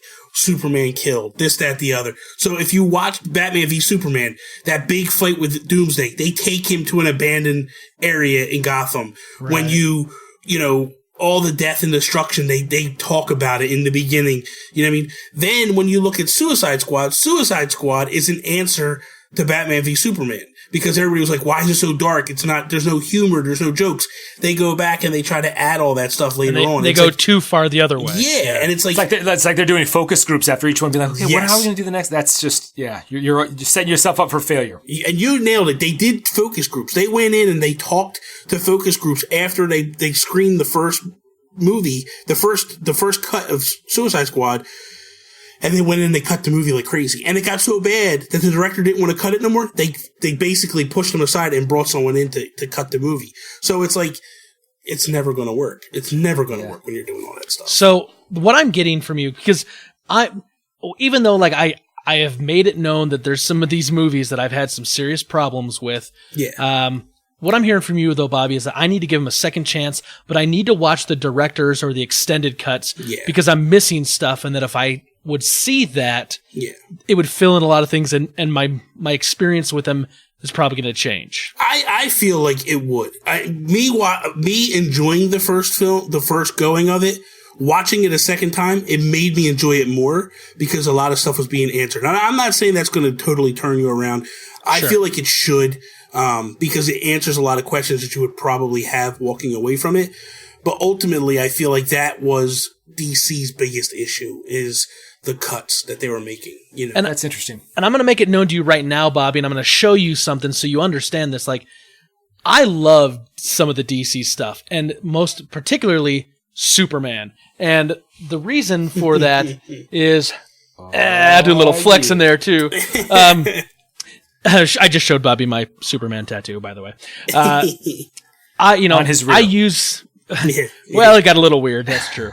I've always used the Superman symbol for years, and like everything I do, like when Steve and I were in college and we bought milk, like I would mark my milk carton with the Superman symbol, like that's Spencer's, like don't mess with that. And I got this love for this, and I understand where it comes from, and I want to talk about this, and we can kind of dissect this a little bit. But Jeff Johns, who you mentioned, obviously, who's now running DC Films, and then of course Marvel's Kevin Feige, they recently honored Richard Donner at an event for him, and they were talking about all his movies, and they talked about Superman the movie, 1978 Superman the movie, and Kevin said that before they do any Marvel movie, they sit down and they rewatch Superman the movie. And Jeff Johns said that he holds that movie up as being the greatest superhero movie of all time, as far as like origin stories and superheroes. And said the reason is that they talked with Richard Donner and Warner Brothers, not Warner Brothers, but Sal Kind? Yeah, I think it's Sal Kind. They were like, basically like, we're going to give you $1 million to make this, movie. So they're going to pay him $1 million plus, whatever his, shooting budget was going to be. And he looked at it, and the thing was like 6 inches thick, and it was horrible. And Richard Donner basically said, like, I have to save Superman. And that's what he said, and that was like his mantra. And he used this word verisimilitude, which means to stay true to source material. And so he started cutting out, like, they were going to have this spot where Superman was going to fly down and thought he saw Lex Luthor because it was going to be this bald guy. And then the guy was going to turn around, it was going to be Telly Savalas, and he was going to be like, who loves you, baby? It's going to be this Telly Savalas 1970s reference. And this is campy, like Batman again. Right. But what I really loved about Superman the movie, which obviously is a DC character, and it was used not heavily, but it was used as a frame of reference for some of the things that Patty Jenkins did in Wonder Woman, is that it stayed true to a lot of source material. Richard Donner didn't want to stray too much for it. And I think it stands up when you hear the head of DC Films and the head of Marvel Studios saying, we watch this before we start every movie. We look at this and say, this is how we want to approach an origin story, or how we want to tell a story, because that movie starts off on the planet Krypton, and it's kind of, you got the sci-fi element, you got the whole thing, which, by the way, I have to say is the greatest way to set up a sequel. That movie had 2 real villains in it, but we only ever talk about the one. We talk about Lex Luthor. We don't talk about General Zod, because it's like that first little sliver of the movie, and then it's over. But it sets up Superman 2. And Spencer does one heck of an impression, man. I've been known on occasion to bust out my Zod line. But you've got that at the beginning, and then you've got kind of the middle section, which is kind of the coming of age Clark Kent, growing up and learning kind of his powers and seeing things. And then Pa Kent dies, and he has that transformation where like he knows he's got to go off, and he finds, his place. And then the last part of the movie obviously is Superman. And so you look at that and you kind of see that that progression. Now, I see that a lot in Marvel movies, like we talked about, kind of formulaic, right? Because that's kind of very similar to kind of how things go. But in the DC world, in the movies, like Man of Steel, kinda, It was sorta. all flashbacks. It was all flashbacks. Yeah, it was all flashbacks, and so you kind of didn't have that. But if we go back a little bit further, like Batman Begins, Batman Begins kind of did that. Like, you saw Bruce Wayne and kind of what he went through in the League of Assassins and the League of Shadows and all that, and Ra's al Ghul. Like, it set that up, and then it was like, okay, now we're moving forward. And then in the last act, it's like full-on Batman. Yeah. And movies that kind of do that and follow that, I feel like, at least on the origin stories, do better than some of the other ones, like when we got Suicide Squad. Because you got to put together a group, and how do you tell kind of backstories? You got to do flashbacks or whatever, and like a lot of that was missing. Batman v Superman, it just was like, we're going to take two iconic characters and we're just going to kind of mash them together. And, you know, like we said, the whole Martha thing, like really weak ties to like why they would be going together, which you knew in the end they're going to have to be friends because we're going to have Justice League, right? So we have this thing that I see happening, and I think I'm with you, Bobby, that I think DC Films now has got the right idea of where to go. The only thing that still has me a little worried about their overall success is I feel like they're kind of taking the Marvel approach, but flipping it and going backwards. So Marvel was Iron Man, Iron Man 2, Thor, Captain America, then you get some of the sequels, boom, you get the first Avengers. Then it's, you know, some other sequels mixing in some other new properties, some new IPs, bang, Avengers, Age of Ultron. And then we're just, you know, building. So it's a big arc. This is like, we got a Man of Steel. We didn't get a Batman movie, but Batman did show up in Suicide Squad. And then there was the Batman v Superman. So there was already a team up movie. And then we got a Wonder Woman movie. So like, we're kind of getting a little piece, but really we're getting Justice League. And then after Justice League, then we're going to get a Flash movie. Then we're going to get the Aquaman movie. Then we're going to get a Cyborg movie. Then Man of Steel 2 is going to be in there somewhere. Do you see that as being a problem, kind of going from the big, I mean, in my mind, the build up to, back on the Marvel side, the build up to the Avengers was the culmination of a few years in each one of these properties. This feels like Warner Brothers just wants to get to They just want to get to the big dog. They just want to get to the big dog because they think that that's going to be the big moneymaker, and then everyone's going to go out and see these other, you know, origin story movies or solo movies after that. Do you think that's the right approach? Do you think that works? I think the problem is ultimately they probably should have done a Justice League movie to start with and then taper off to go different. But because they started to work their way up to it, because they wanted to see if Man of Steel worked first. Because if you listen to Zack Snyder at Comic-Con before Man of Steel comes out, people were asking about Justice League. And he's like, listen, we need to get Superman right. We have to have a success, right? Yeah, we need to fix the House of L before we can go out and do other things. Once we fix this, then everything else will fall into place. So that being said, when you look at it, it's like, okay, I get you. I got where you're going. But then they jumped into Batman v Superman, and that was basically, you could tell that Zack Snyder just wanted to get his hands on Batman, and tell The Dark Knight Returns. You know, that's all that movie was, essentially.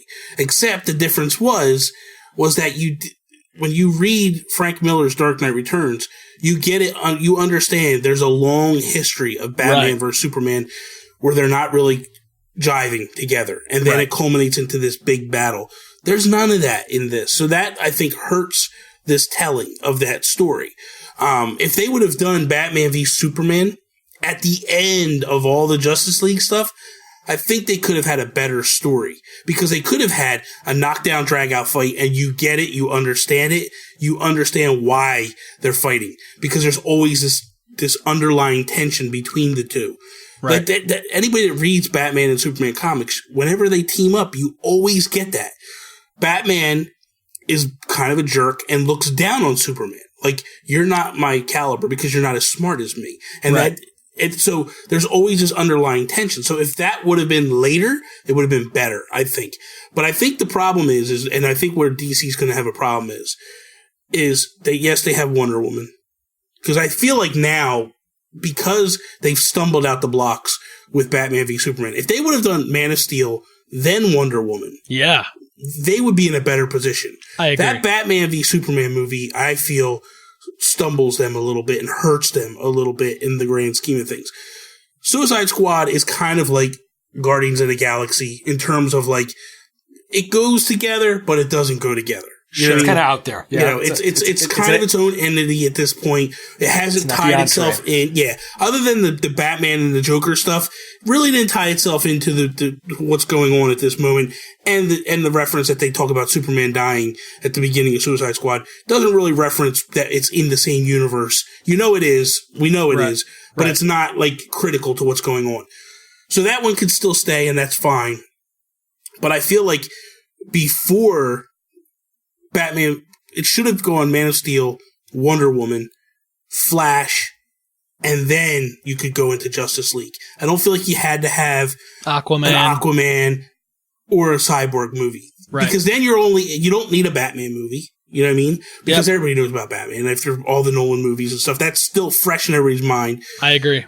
That you could introduce those two. Because you think about it, like Black Widow and Nighthawk, they weren't introduced prior in their own movies. Nope. Yeah, they came in the Avengers. Yeah. You got it. You go with it. You know what I mean? Like, they could have got away with that. I think they could have got away with 3 movies and then go. We'll see how this works out. Doing the Flash movie afterwards, which honestly, I wasn't a fan of, their casting on the Flash. I still don't like the fact that Cyborg's in the movie. I'd rather Martian Manhunter be there. But it is what it is. And the other thing that I don't get is, where the hell's the Green Lantern? Like, he's right. Like, you gotta look at the originals. Like, Cyborg's not an original. Like, I knew in the New 52, he's an original. He's not an original. Green Lantern, is an original. And that kind of boggles my mind why they're not going that route, but it is what it is. But I think ultimately, yes, they should be okay.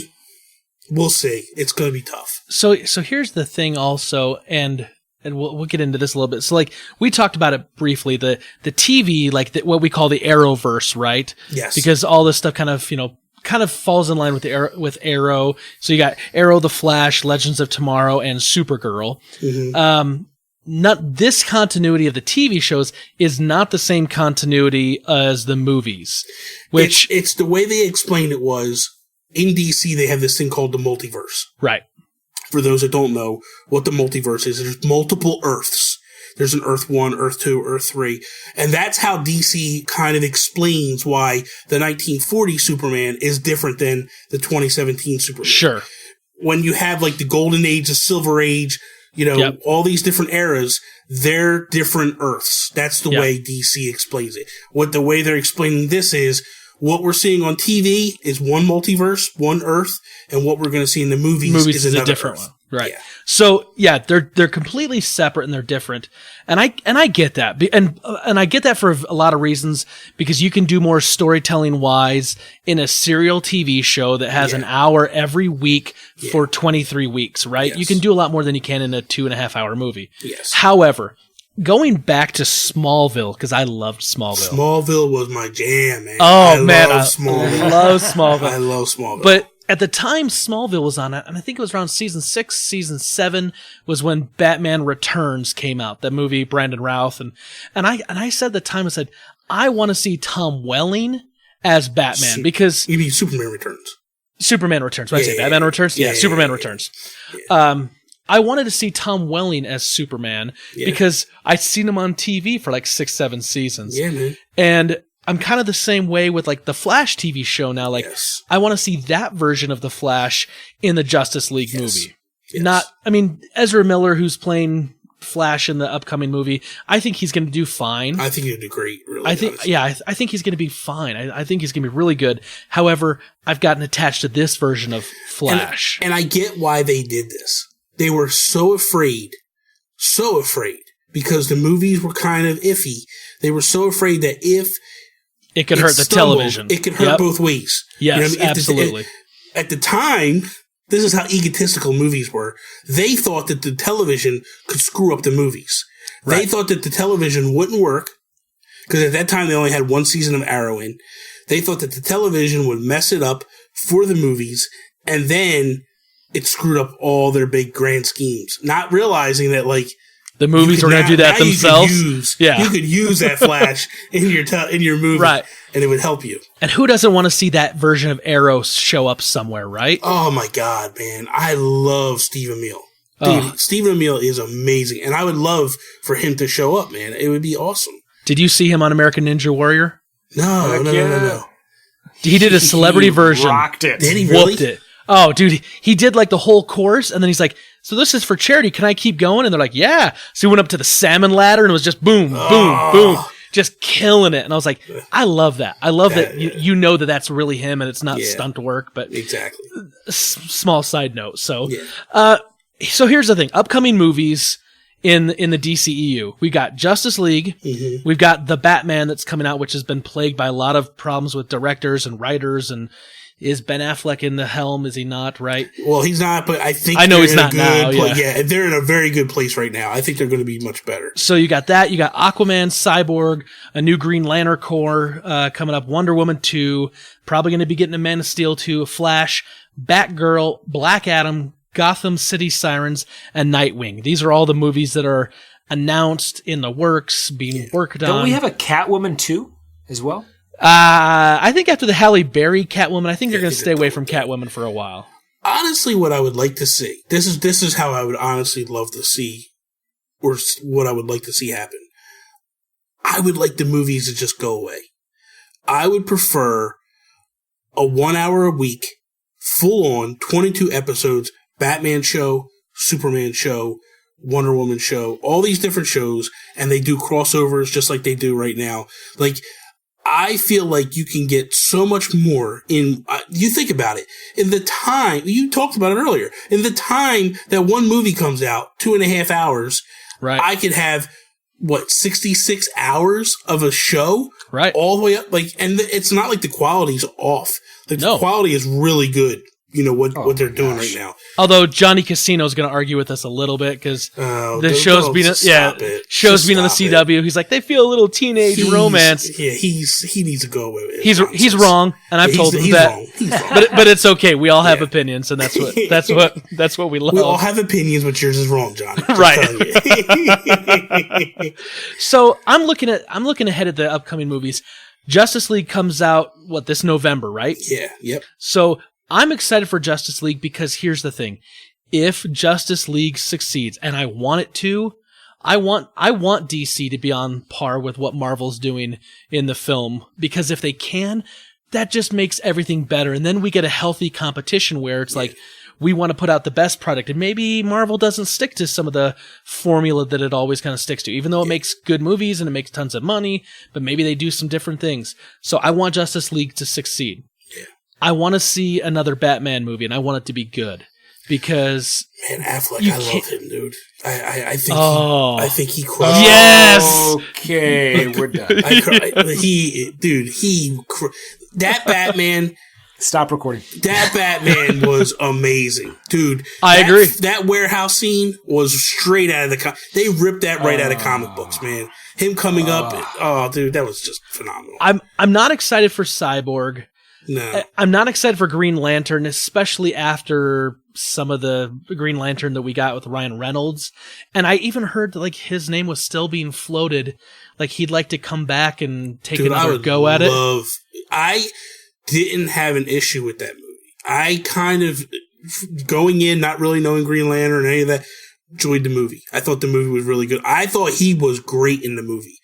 And a lot of people that I talked to afterwards, I was talking to a guy one time in a comic book shop, and I was like, what was the problem with Ryan Reynolds? Oh, did you see the stuff that he was conjuring up? I'm like, you realize that Ryan Reynolds didn't conjure up that stuff. It's a movie, right? That's not real. Like, no, he really did that, Bobby. Yeah. He didn't say, I'm going to bring a race car in here. That wasn't Ryan Reynolds. Like, get out of here, man. Right.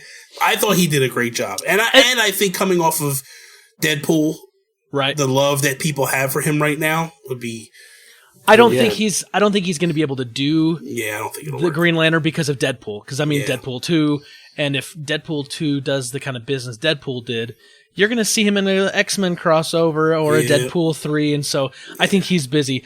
Me personally, I would like to axe out the Nightwing movie, the Black Adam movie, the Batgirl movie, get rid of those. I think they need to stick to some of the bigger names. The Gotham City Sirens, I look at that and I go, we can do without. The character of the only reason that movie exists is because they want another vehicle for Harley Quinn. Yeah. And why can't you put her in the Batman movie? Yeah, you could. Absolutely I mean, that's where I'd see her. But, you know, I want them to succeed, and I hope that they do. I want to see them get the success that the TV has, because they're killing it in the TV department right now. I agree. I mean, like I said, we watched that crossover, right? And Brita, my wife, had said to me, she said, I have no interest in watching Supergirl. And I went, I mean, maybe. And then we saw the character. Yeah. We saw the character, and I was like, okay, I'll give it a shot. Let's watch it. Actually, now that it's on CW, it's actually better than when it was on CBS. Really? Yeah, it's a lot better now that it's on CW. You think it's just better writers or just the direction? I think the direction. I think CW just takes it serious, and I think CBS just was like, oh, whatever. You know what I mean? Like, network television is such a different stickler than like CW cable and stuff. Yeah, I just think they messed up. You know. So tell me, out of the upcoming movies, Bobby, what are you most excited to see? Definitely Justice League. Like, I'm ready for them to like knock it out the park, and I feel like they're primed and ready to go coming off of Wonder Woman. I loved Wonder Woman. The two movies I'm really looking forward to after that would be definitely Batman. Huge Batman fan. I don't care what they do. I'll go to a Batman movie all day long. I really am interested in Black Adam. The Rock is Black Adam. Come on, dude. That's gonna be. Because listen, I'm a wrestling fan. I know The Rock when The Rock was a bad guy, and he can play a bad guy. So but my only fear is they're gonna make him too campy, maybe. Not too campy. Funny. Not too campy. They're gonna try to make him the hero, and because I think that the studios don't feel that people can hate The Rock. And they'll look at The Rock and go like, oh, he's a lovable character. You can't have him being this really bad guy. But like, if you let him go and you let him play Black Adam the way Black Adam is, you know, which Black Adam's really the anti-hero, you know what I mean? Right. More or less. Like, he thinks he's doing right, but he's really doing wrong. You know what I mean? Like, he's doing a personal right. Like, he's doing the things for himself, ultimately, not what is good for the greater good. And so that's where it all comes. But I think it also depends on how they handle that. Is Shazam, you know, is Captain Marvel going to be in it and all that stuff? So I think it's all depending on how it is. But I love The Rock, so put him in anything and I'm there. What about you, Steve? So, what are you looking forward to? Definitely Justice League. You know, I am interested in seeing The Flash, I think, as well. You know, I wasn't crazy about their cast. I think I kind of agreed with Bobby. Yeah. One thing that, you know, I was looking through this list and I was thinking back to my early days with the Justice League. I actually used to watch the 80s cartoon. Did you ever watch, Bobby, did you ever watch that? Yeah, man. The Justice League? Yep. Yeah, Super Friends. Where the freak is Hawkman? I love that character. Yeah. I would love to see a Hawkman movie. Bring it. That's what I want. Hawkman was in Legends of Tomorrow for a little bit. Was he? Yeah, in the first season. Yeah. So if I'm looking at this list, I mean, obviously Justice League because it's the big team up, right? Yeah. But past that, for me, it's. I mean, don't get me wrong. I want to see like Wonder Woman 2 because I loved this first one. Yeah. I want to see Batman. I want Man of Steel 2. Yeah. I want another solo Superman movie. And I want it to live up to, gosh, I hate to say this because this sounds so bad, but I want it to live up to my expectations of Superman. Yeah. And I get that my expectations may be different, but like I need it to be brighter. I need him to have more of the purity and character that Wonder Woman had in her solo film. Yeah. And if I can get that, that's what I need to see. But beyond that, I'm kind of with Steve. I want to see The Flash only because I've fallen in love with The Flash based on the TV show, because I've never read The Flash in the comics. Yeah. But now that I've seen enough of the TV show, I would like to go back and read some Flash. Yeah. And Bobby, did you ever watch the TV show again back in the 80s, the Flash TV show? It's kind of a serious take on the Flash. Yeah. What did you think of that? Did you like it? I liked it. I thought it was good. And actually, John, I forget his last name. He's in the Flash. He plays. Oh, is he really? He plays Barry Allen's dad in the Flash. Oh, freak! Because I love that show. I used to watch it with my parents when I was. Listen, Steve, you need to watch the Flash. Seriously, all right. Best comic book show on television. I got through season 75% of season 1. It was good. It was good. He is the Flash's dad. It's the same character. And that's awesome. I did not realize that. Mark Hamill comes in and plays the jokester. You know, like Trickster. The trickster. Yeah. He's in it, and it's all this. Like, it is so good, so good. So and, I can't say this. I can't say this because I will ruin it for Steve, and if he watches it. But Bobby knows what I'm going to talk about, and those of you who don't watch The Flash, yeah, no, you're fine. The character that plays, the Flash plays Barry Allen's dad.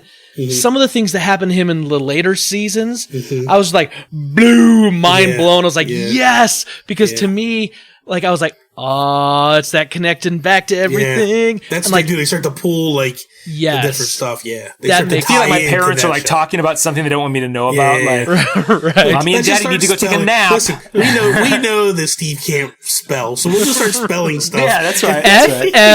FLASH. Yes.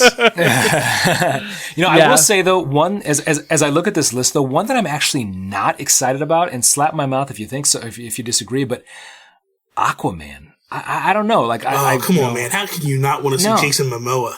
That dude, he is. Okay, so let me ask you this, though, Steve. Is he going to fight like Ursula the Sea Witch? Yeah. Know. Like, is he under the sea? Like, have you seen the trailer? Is always green. Have you seen the trailer? What did you think of the trailer? Because for me, I'm with you. Like, it's kind of like Bobby. You remember in Smallville when they brought back Aquaman, and they had him as like a swimmer for the University of Miami. So obviously, green and orange colors. And so he kind of had that kind of feel to him. But like, they're getting away from that. It's more of the Aquaman from like the late 90s who kind of had like the armor on. So he looks different. And Jason Momoa, freaking Khal Drogo, is fantastic. So like, I think they nailed the casting. Definitely. Yeah. If you look at, the video game Injustice. Right. Iron Man is a beast, Aquaman is a beast in that game. And they're, like when Zack Snyder, someone like, come on, Aquaman, he's like, dude, do you realize that like Aquaman could destroy Superman with his trident? Like, he is really strong. Like, he is a powerhouse. And the trident has like magical powers to it. And that's one of Superman's weaknesses is magic. So, it's like, come on, dude. This guy is going to be, I'm really looking forward to Aquaman. I'm looking forward to Nightwing as well. I love Dick Grayson. My dog, I actually named my dog Grayson because of that. I love Robin. Well, because, Batman and Robin. Yep. So, and the reason why I'm looking forward to Nightwing is because, Batman's going to turn up in it. That's why, ultimately, when I look at that stuff, that's where I look at the Gotham Sirens, though, like that. I'm not looking forward to it all. I think that could be a throwaway. There's some of those that like I look and I just kind of look at this list and I say, let's not get ahead of ourselves. Yeah, Wonder Woman was great, and Wonder Woman's, it's making tons of money, and it was a fantastic story, but Justice League is what in my opinion, Justice League is what everything is going to hinge on. If Justice League knocks it out of the park and it's a massive success, then they're going to have carte blanche to do pretty much whatever they want going forward, I think. We know, here's what I hope the studio learns. There's two things we know that are potential spoilers. One is who the villain is, and one is when the Man of Steel makes his return. Right. Right. Don't show them in trailers. Yes. We know it's going to happen. Like, just don't ruin it. Like, let that moment happen in the movie, like in the movie theater, because people will erupt when it happens, and just let it be. Like, that's the main thing. They give too much stuff away anymore. And that just drives me crazy. You know, like I'm always a person that says, like, you go back and it's the fugitive effect is what I call it. Like, when you watch what drove people to go watch the fugitive with Harrison Ford was the train wreck afterwards. Yeah. Like, that's all you heard for weeks in the newspapers. You have to go see this movie for the train wreck. When they gave that Harrison Ford, the fugitive moment away in Dark Knight Rises, when that football stadium collapses, why was that in movie trailer? Why was that in trailers? That should have been that should have been the moment that people walked out of the theaters like, holy crap, you got to go watch this whole football stadium cave in. Like, right. I hate that movies don't do that anymore. Like, it's just nuts, you know? So the studios feel pressured that they have to show big action, big things that happen in order to get people to come in. Yeah. And I go back to the trailer for Minority Report. Do you remember that movie? Yes. I remember watching the trailer for that movie, and I was like, man, this looks really cool. And about 15, 20 minutes into the movie, I turned to my friend that I was sitting with at the time and said, we've seen everything that they showed in that trailer. What's going to happen now? Yeah. And like, I had no expectations of like what that movie was going to do. But I think there's a point now, because in these big action movies and the big superhero movies, we see the big stuff and we're like, okay, when is the stadium going to fall down? Right. Yeah. When are we going to see, you know, XYZ happen? Yeah. And it ruins it. I'm with you. Yeah. I hate it. And that's because when I look at Batman v Superman, like, Doomsday should have never been in the trailer. Never been in the trailer. That should have been like, you go in the theater and it was like, that should have been like the moment, like, oh my God, Doomsday's in this movie. Like, never should have been in the theater, because it could have been such a curveball, because you're going into the movie thinking, okay, it's Batman vs Superman. That's what I'm seeing. And then boom, you see that. The minute you see that in the trailer, you go, well, that's the reason why they get to get along and get together. Like, when they team up again. Yep. Like, to me, it killed it. It's kind of like if you look at a lot of other movies, if you're going to show a villain, show something like, why couldn't they just show Lex Luthor, right? Yeah. We knew Lex Luthor was going to be in that movie, because like, even from like the teaser trailers, you saw like, you know, Luthor Corp all on stuff. And so just show him. Yeah. Because we know that, and leave surprises for us. Yeah. You know, it's, I don't know. We'll have to see. I don't think that's going to reverse. No. I think it's going to continue to stay the same, because they're not listening to us. Because they want to, because of course, you know, Jeff Johns and Kevin Feige are listening to the podcast, you know, every Thursday morning. Yeah. But the reality is, though, is that they want to tease all that they can, because if they feel, we don't care for Lex Luthor, but, you know, we're going to have Darkseid in it, or, you know, then they're going to, you know, say, oh, you know, hey, look, the Joker, they teased the Joker in this one. I think that when they did the Suicide Squad trailer, the only thing of the Joker they should have had was his laugh. That's it. If you go back, then they show the scene where he's laying down, he's got all the knives kind of around him. Yeah. They show the other scene where like he jumps in after Harley. It's like, no, just the laugh on that first teaser trailer was enough. And I was like, freaking the Joker's in this thing. The Joker's in this thing. Yeah. Leave it at that, and don't show me anything more. So when we do see Jared Leto, it's like a big shock and it's a surprise. But they should have showed Batman. They should have told you Batman was in it. Yes, exactly. Because I would have had no clue. Yeah. That he was going to be there. And then when he showed up, I was like, dude, I was like, friggin', that's the Batmobile. We got Batman in this thing. Yeah, it was exciting. Yeah. But they ruined that. I agree. Anyway, you know, I love talking about this kind of stuff. I mean, we could go on for hours and hours and hours, but it is getting late and the witching hour is approaching, or has already passed in some cases. So let's tie this up. Bobby, what I'm getting from you, definitely have to go back and watch the extended cuts of the movies and the trailers. I promise you, I will do that, my friend. Okay. I'd like to hear your opinion afterwards. Afterwards, whether or not we do it on the podcast or whether or not we just talk in person, let's hit that up and we'll go at that. Okay. 2, we all should get back together again, maybe after Justice League, and hash some stuff out, because I know let's do it. I know we're going to have some issues, or we're going to be just super happy. Either one of the two, and we can go either way. Are you foreshadowing? I'm just saying it's going to be one or the other. It's a coin flip, really. But we always end this with a question of the week. Gosh, I don't even know where to go, because like we've talked so much wonderful, awesome DC stuff, like what we think is problems, what we think some of the things are going right, what we think is going to go right. What do you think? Let's do this. What do you think is going to be the big breakout movie coming up? Let's hold Justice League out, because I think that's going to be big. Yep. But of stuff coming up after Justice League, what do you think is going to be the big breakout movie? And that's a great question. Steve, what do you think? I think breakout. I mean, I would say Wonder Woman 2, just because it's gonna, it's gonna go off the success of Wonder Woman, but it's not really breakout if it's already been successful.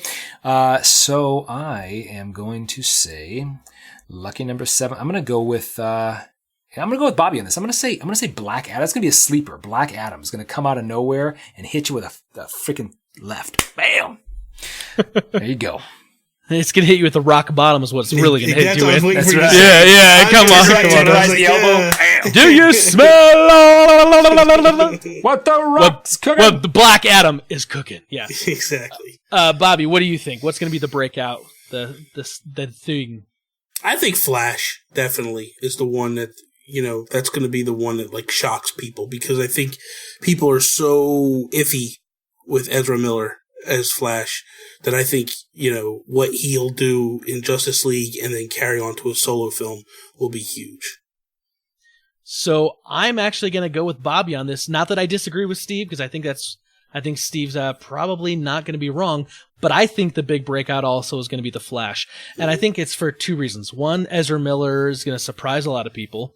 Yeah. But 2, I think because so many people have gotten into the character of the Flash through the TV show, sure, that there's going to be some shared understanding, and there's going to be some knowledge going into it. They're going to say, oh, I know that the Flash has the ability to do this, and so they're going to want to go see a different version of that. So I think that's going to be the breakout. But that's what we think. We want to hear what you guys think. So we're going to put that out to the question of the week. Let us know, what do you think is going to be the breakout movie after the Justice League? And you can always reach us with your answers at the old Gmail address, fortofnerd@gmail, Twitter @fortofnerd, or facebook.com/fortofnerd. Guys, this has been wonderful. I am glad we did this. I wouldn't have had it any other way. Bobby, come back. Definitely. Just have me back. Just tell me when. What do you think, Steve? Every week we can make this happen? Yeah. Let's not get crazy now. Make that podcast number 18 for Bobby. Exactly. Right. Exactly. So Bobby, his wife is going to divorce him. Yeah. She's a great woman. She wouldn't do that. Yeah, this is true. I mean, maybe if he did an 18th podcast. Bobby, thank you so much for coming. Take a moment. Let everyone know here in the Fortress of Nerditude where they can find you, where they can listen to you. Go, my friend. Follow me Instagram, Twitter @Nintendo Gurus, YouTube.com/Nintendo Guru. If we ran Nintendo, I was going to say the Geekcast. That's no longer the Nintendo PlayStation Podcast, and the hosts all available. Dayspace.com, also iTunes, Google Play, unless you're me, Spencer. I will get you a direct link. It's the orange triangle. The orange triangle. Very cool. Get your Bobby fix, guys. Get your Bobby fix. Yeah, if you're not listening to Bobby's podcast, I highly, highly, highly recommend them. It's a great time. Bobby's a wonderful host, very knowledgeable, and he gets good people to come on his shows and help out when they can. So yes, I try. Anyway, Steve, do the honors, man. Cool. Kick us on out of here. May the force be with you, always.